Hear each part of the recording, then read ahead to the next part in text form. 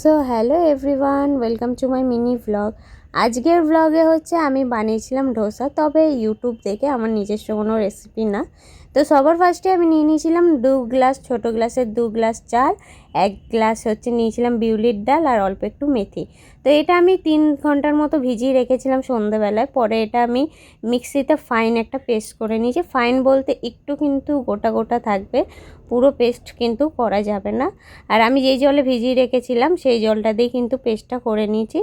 পেস্টটা হয়ে যাবার পর এটা কিন্তু হাত দিয়ে ভালো করে ফাটাতে হবে।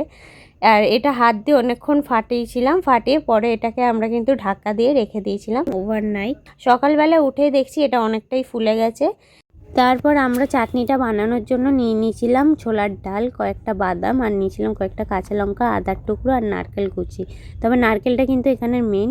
তো এটাকে ভালো করে একটা পেস্ট বানিয়ে তারপরে কিন্তু একটা ফোড়ন বানিয়েছি।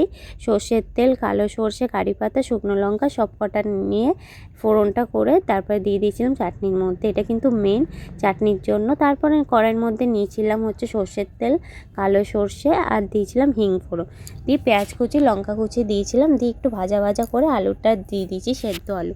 তবে আলুটা দেখতে হবে, একদম কিন্তু পুরো ম্যাশ করা যাবে না, এখানে একটু গোটা গোটা রাখতে হবে।